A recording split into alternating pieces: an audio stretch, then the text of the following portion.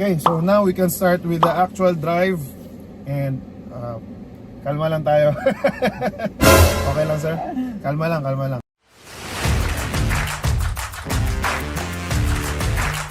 What's up, gentlemen and ladies? Welcome to another episode of Project Gentleman, where here we love to talk about the things that help us win in life. And today, I'm very excited. We're joined today by two very handsome gentlemen, Sir Anthony and Sir Resty. Kindly introduce yourself a little bit, sir. Yeah. Hi everyone. Anthony from Toyota Talisay, Cebu. Alright. Resty, marketing professional. The From best. Talisay. Alright, so if you're interested in getting any Toyota vehicle, specifically the one we're featuring today, by the way, is the Toyota Yaris Cross Hybrid. So very high emphasis on the hybrid. Like I said, if you want to get any Toyota vehicle, their contact information will be in the description below and in the comment section. So before we start, what's special on this car, sir? Actually, this is Yaris Cross Hybrid. Meron tayong tinatawag na hybrid. Dalawa pong napapandar nito. Meron tong motor, tsaka merong engine. Nagsilbing top of the line ito ng Yaris Cross. Alright, so top, the best of the best. By the way, guys, if you are interested as well to watch a full review, I've done a full review of this car. It's gonna be up there at the top, or again, links in the description. So let's start, sir, with the test drive. So I'm gonna start it now. Okay. Alright. Okay, you have a greeting right away. It says hello. That's the actual starting of the This is car. already starting, yeah. Ah, As so you know, this parang Wala kang maririnig wala, na parang hindi umaandar. engine na very smooth. Yeah, actually, I was this surprised. car is run by electric from the start. Ibig sabihin, wala tayong ginamit na gasolina. Just electric. There you go. Yeah. So one of the reasons why you should be getting a hybrid vehicle is mostly electric siya. And then the gasoline is just very rare na occurrence. Actually, ma-activate lang yung gasoline if ever lalagpas na tayo na 60 kilometers per hour. Okay. So doon na aandar yung makina. Alright. Pero pag chill ride lang tayo, 40, 50. So nandun lang tayo sa electric. Yung kadalasan na question is, baka mag-lowbat? Yun. Actually, every step natin ng brake, mag-charge yan. Every time we step on the brakes, nag-charge yung battery. Ongoing, sa ano yun, While ongoing on the road, yeah. the driving, yeah, okay. So that's really good. So walang tendency na mag-low as in zero siya. Pag umabot siya sa point na yung parang need na siya kailangan na siyang i-charge, puro battery ginamit. So automatic yung meron siyang sasabi siya parang mayroong brain. So aandar yung makina. High-tech. Yeah, para i-charge niya yung battery. Yun, very good. Another question, sir. Okay, another question. Bakit daw baka madali na masira? Ayun, yan. So far, test na natin yung almost 3 years na po tumatakbo yung ating hybrid sa other Like, for example, Corolla Cross, 3 years na ongoing. So far, sir, wala pang mga feedbacks Wala po mga problema. Yun. Yun. Anyway, yung mga stocks natin sa battery is ongoing na po yung production. Meron na mga supply. That's a part, I believe as well, that's a part of the benefits or that comes with getting the car. Kasi you get to enjoy the free, I mean, you get makakatipid ka sa gasolina. Yun. So parang doon rin, parang part din yun ng maintenance. But in terms of gasoline saving, grabe talaga. Ang laki masasave mo, sir. Actually, difference Fuel nila sa price efficient. na mga 300 something, 300,000. Pero in the long run, sir, yung 300,000 na yun, ang difference nila sa V variant na hindi hybrid is makukuha lang natin dun sa gas. Yun. Parang tinabla na lang. Naka-hybrid ka na. Ayun, naka-hybrid ka pa. And then yun nga, the exemption pa dun sa coding. So, does this have, sir, wireless charging as well? Yes. No? Wireless charging. meron po. For the phone, para sa akin, I like that feature. And then, wireless, Android Auto, and Apple CarPlay. Yes. Good. Alright. So, So, meron na po itong dash camera. ayun, built-in Built-in dash cam. camera. Meron siyang app. Okay. So, download in your phone. So, you can review the Alright. dash camera on your phone. That's cool. Wala na po tayong handbrake. Ito na po yun. Yeah, wala na tayong handbrake. There's no more traditional handbrake. Ito na lang, electronic na po siya. So, that's really cool. Especially, sir, ito naka-ano na po. Ayun, then, Synthetic leather. one of the one of the Sumunod na. things that I like about the top of the line Yaris Cross is synthetic leather. Yan, you can see naman. pwede social. na tayo magpa-leather. Sobrang social, guys. Honestly, first impressions upon riding this car, I feel really parang premium talaga, luxury. And yan, if you really have the budget, I really suggest get the Yaris Cross, guys. Okay, so now we can start with the actual drive. And kalma lang tayo. Okay lang, sir? Kalma lang. So this is my first time driving a hybrid vehicle. So let's see how it feels and compared to the usual CVT or automatic transmissions. So this is the first time. Let's try. So let's engage from park to drive. By the way, the screen is also very beautiful, very malaki yung screen. Disengaging the handbrake. Yeah. So yun. Okay, so very exciting, guys. First time driving a hybrid vehicle. So again, pag lumampas lang siya ng 60, doon na siya mag-consume ng gasolina. So that's really nice. Para sa akin na ano lang, takbong pogi lang. Chill ride lang. Pogi, what I like so far is mataas yung ground clearance, or no? Tsaka yung rims nito is 80 na. 18. Yeah. Okay, so another difference. The top of the line Yaris Cross Hybrid comes with 18-inch wheels. Yan siya. Isa yan sa ating Ayun. talagang napaka-sensitive yung sensor nito. Okay. So, This is one of the biggest difference. Features, Safety sense. Toyota safety sense. Ayun na. Medyo nakakatulong din, baka may mga tao sa gilid, Mga may mga blind spots. Blind yun. spots. May Detection. May mga aso, may mga... Nade-detect niya. Wow, that's cool. But just in case, do you have the option to turn the... Meron naman ito. But that's really cool, guys. I believe that you should take advantage of that. Yes. So, Actually, yung safety sense pala, no? Dinidevelop talaga ng Toyota is yung more on safety features talaga. So, Safety. nanonotice natin. We're going to that direction. They're going to that route of improving the safety. By the way, sir, I'm really grateful to you guys from Toyota. I really appreciate these people because they believed in me. They let me test drive. They allowed us. They've given us some of their time to really feature their cars. Even kahit nung time na hindi pa ako monetized, especially si Sir Anthony, I'm so grateful to you, sir. Yeah, salamat din kasi parang makikita na kami sa TV. Nay or Lola, lumalabas na ako sa TV. Actually, madami sa kanila is watching from their TVs. Or yun nga, they relaxing and watching our videos at the comfort of their home. So, thank you so much mga sir for allowing us to test drive today. Alright, going back to the drive feeling. So far, very Smooth na siya. smooth. Okay, may lubak tayo dito, konti. Maganda na suspension. Very comfortable. Very comfortable.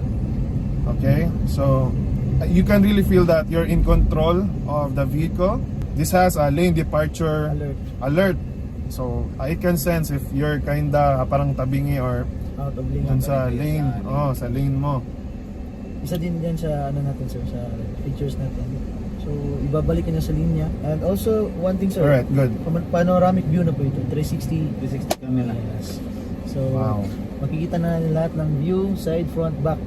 Na wala again sa lower variants. Yes, wala po. So yung meron ng mga ganyan na features, yung mga higher natin, Yeah. The line now. top of the lines. Usually, the only cars that Pero, have that feature. papunta na lahat. Wow. We're getting there. We're developing na. Yung Toyota, develop na lahat. Yun. Catching up talaga in terms of technology si Toyota. Hindi lang tayo nagpapauli. Yes, di tayo nagpapali dyan. Tatak Toyota. So braking so far, guys, is excellent. For the braking system, sir, all disc brake. Yes, Right. Sir, can we try the moonroof? So ito pala yung moonroof, meron tayong option dito to open. Just press this one. Oh. Hindi natin makita sa. Yan. Let's see it. Okay, so it's opening. Gusto nyo yung tumingin-tingin sa taas.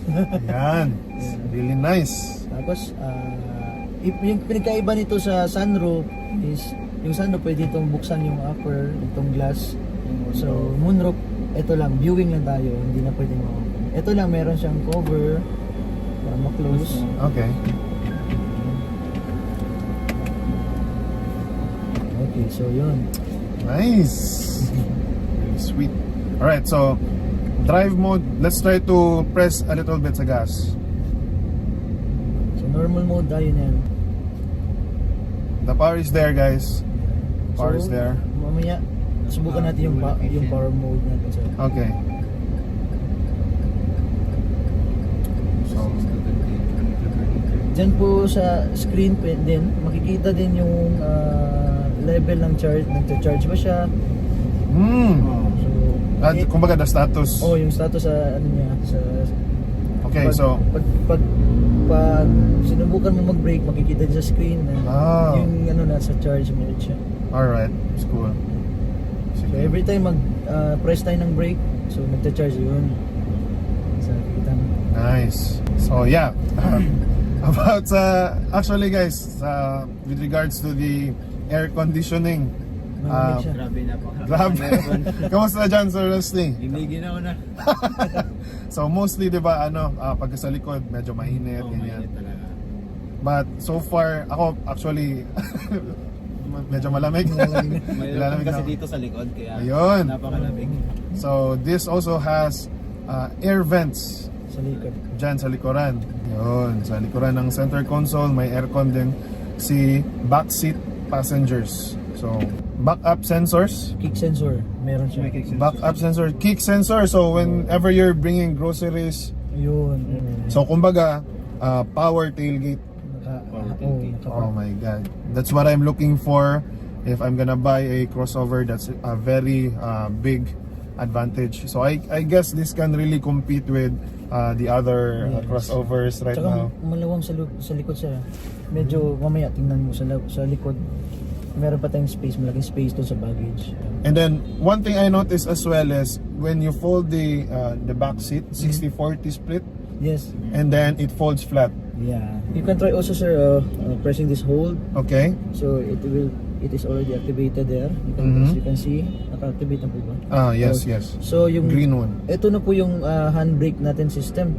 So once galing tayo sa run, tapos nag-brake tayo, like let's say dito sa stop Stoplight, tayo. Okay.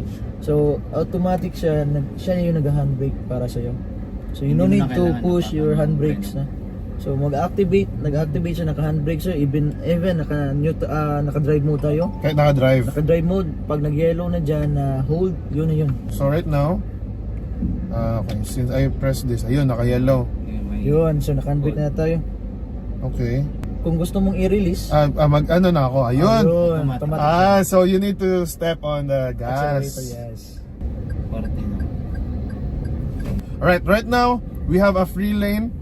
After the U-turn nga pala, the turning radius is also good, no problem. Now let's transition to drive modes. So power mode. So Yun. yun. One press, isang One press, lang. Tapos, power. Alright, let's do this. Harabas mo tayo, sir. Let's go. Oh! May hatak din May roar. siya. So to activate the eco mode, long press. You can shift any time, sir. Kahit na tumatakbo tayo. Alright. Okay. So, ngayon naka-stop tayo, but after this stoplight, guys, I'm gonna try to harabas mode while naka-eco mode tayo. Alright. So, just giving them a little bit of head start. Okay, now let's try the Eco mode. eco mode. May nag-cut na the city. Okay. Alright.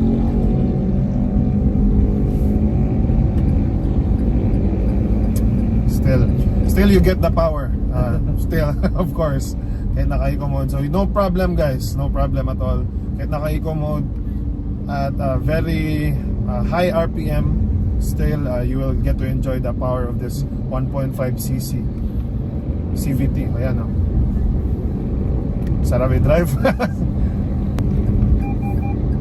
So yun, meron din tayong mga ano dito sa blind spot alert dito. Yun. So makikita natin. Umiilaw siya. side mirror. May mga ano sa blind spot natin. Ito, isa sa pinaka-importanteng factor since we've been doing Harabas mode.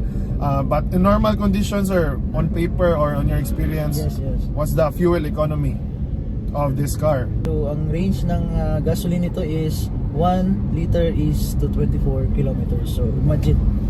Oh. So yung normal natin na Wigo is abot ng 16 Yeah. to 18. Uh-huh. So this one with the hybrid, it goes with the 1 liter is to 24 kilometers.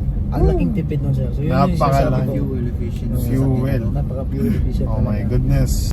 This is really a great car, guys.